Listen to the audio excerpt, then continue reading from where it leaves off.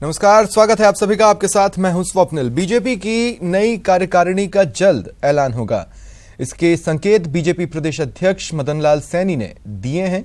साथ ही उन्होंने बताया कि अग्रिम संगठनों में भी बदलाव के आसार हैं।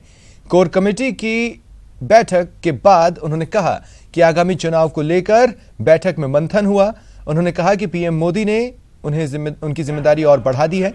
साथ ही उन्होंने कहा भाजपा में युवाओं को और ज्यादा जिम्मेदारी मिलेगी।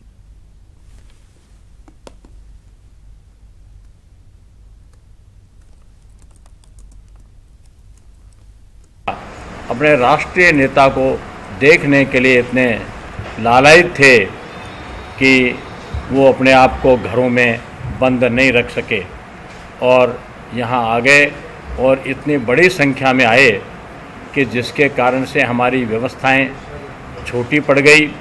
हाई कोर्ट तक लोग बैठ गए, इधर विधानसभा के राजपथ पर पूरा संख्या आ गई। तो मैं उन मेरे सैकड़े हजारों कार्यकर्ताओं को भी बहुत बहुत धन्यवाद देता हूं कि उन्होंने इस कार्यक्रम में आकर पार्टी को जो ताकत दी है, ये ताकत आने वाले विधानसभा के चुनाव में हमारी एक आंधी बनकर काम करेगी, ऐसा मुझे पूरा विश्वास है। अब नई कार्यकारिणी जो है कब तक बन रही है? नई कार्यकारिणी मैं सोचता हूँ जल्दी ही बनाएंगे। थोड़ा बहुत समय तो आपस में चर्चा करने में लगता ही है। अब तक हम माननीय प्रधानमंत्री जी के कार्यक्रम में व्यस्त होना स्वाभाविक है, तो जल्दी ही ये कार्यकारिणी घोषित करेंगे। माननीय प्रधानमंत्री जी का जनसंवाद हुआ है, उसके बाद एक नई स्फूर्ति, एक नया वातावरण और इसको नीचे तक कैसे लेके जाएं। अभी तो यहाँ पर करीब 1% लाभार्थी ही इकट्ठे हुए थे, लेकिन 100% लाभार्थी जो हैं उन तक संपर्क करने के लिए योजनाओं के ऊपर डिस्कशन हुई है। तो इनको कैसे हम लोग संपर्क करें और लाभार्थियों को जो लाभ मिला है उनसे संवाद का कार्यक्रम नीचे स्तर कर कैसे करें, वो चर्चा जो है वो हुई है। दिल्ली में राष्ट्रीय अध्यक्ष जी ने सब लोगों को बुलाया था और उनमें कुछ बिंदु तय हुए थे संगठन और सरकार के कार्य को लेकर। उनका भी इफेक्टिव वे से कार्यक्रम जो है वो किया जाए, उसके लिए भी चर्चा हुई है। 2-3 काम तो और ज्यादा जानकारी के लिए बात करेंगे सहयोगी बाबूलाल से। बाबूलाल, कोर कमेटी की बैठक थी जिसमें जाहिर तौर पर कोर इश्यूज पर बातचीत हुई होगी कि पार्टी कैसे चुनावों के लिए कोर कसर न छोड़े, लेकिन देखिए ये जो प्रेस वार्ता हुई उसमें मैक्सिमम प्रधानमंत्री के दौरे पर ही बोला गया।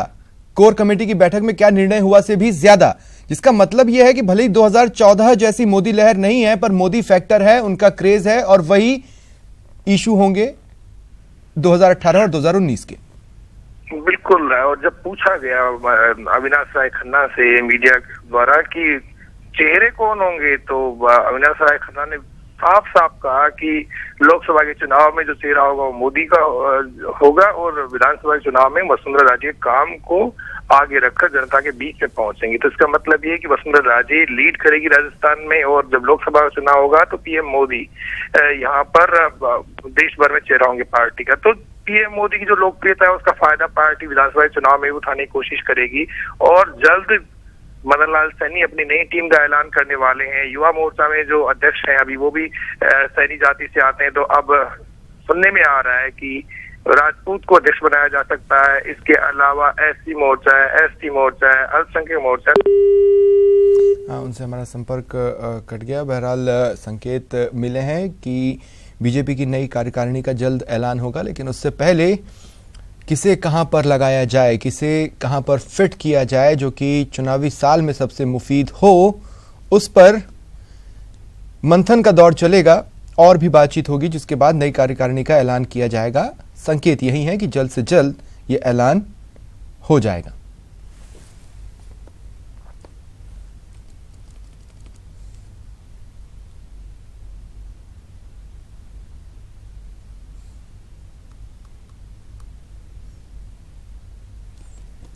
प्रधानमंत्री के बैलगाड़ी वाले बयान पर सियासत जारी है। पीसीसी चीफ सचिन पायलट ने बयान पर पीएम पर पलटवार किया है। कांग्रेस को आजकल कुछ लोग बैलगाड़ी बोलने लगे हैं। प्रधानमंत्री के बैलगाड़ी वाले बयान पर कांग्रेस तिलमिला उठी है। नेता एक दूसरे पर छीटाकशी करने में लगे हैं। जयपुर के अमरूदों के बाग में लाभार्थी संवाद कार्यक्रम में प्रधानमंत्री ने कहा था कि लोग कांग्रेस को बैलगाड़ी से बैलगाड़ी कहकर बुला रहे हैं। कांग्रेस को आजकल कुछ लोग बैलगाड़ी बोलने लगे हैं। बैलगाड़ी नहीं, बैलगाड़ी, बैलगाड़ी नहीं, बैलगाड़ी।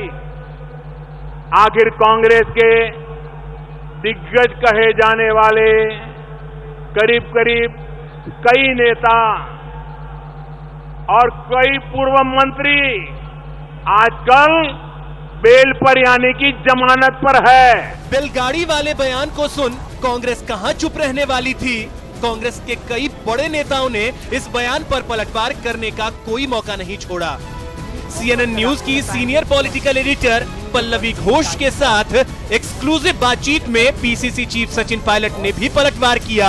You spoke about corruption. The Prime Minister was there recently. He used the word "bailgadi" for, the Congress party, for the Congress leaders. What do you make of that? Do you think that's a nice thing to say? See, whenever the Prime Minister visits any state, we must all welcome that because he is not the Prime Minister of BJP. He is India's Prime Minister. It was a government function. But I also think it's unbecoming of people holding high positions to use a government platform to start attacking the Congress or the opposition. If it's an election rally, fine, you can say what you have to say. But on an official function where hundreds of crores were spent to ferry people and official function where the Prime Minister was doing some sort of samvad which basically was only about some video clips being shown to him, etc. At that point, I don't think he should have said that, but I think the Chief Minister also misled him quite a bit because the numbers that were given out were not accurate. बता दें कि शनिवार 7 जुलाई को Jaipur rally में PM Modi ने Congress party को बैलगाड़ी कहा था।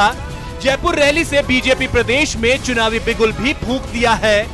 इसके बाद से पक्ष और विपक्ष में छीटाकशी भी शुरू हो गई है। Bureau report, news 18 Rajasthan.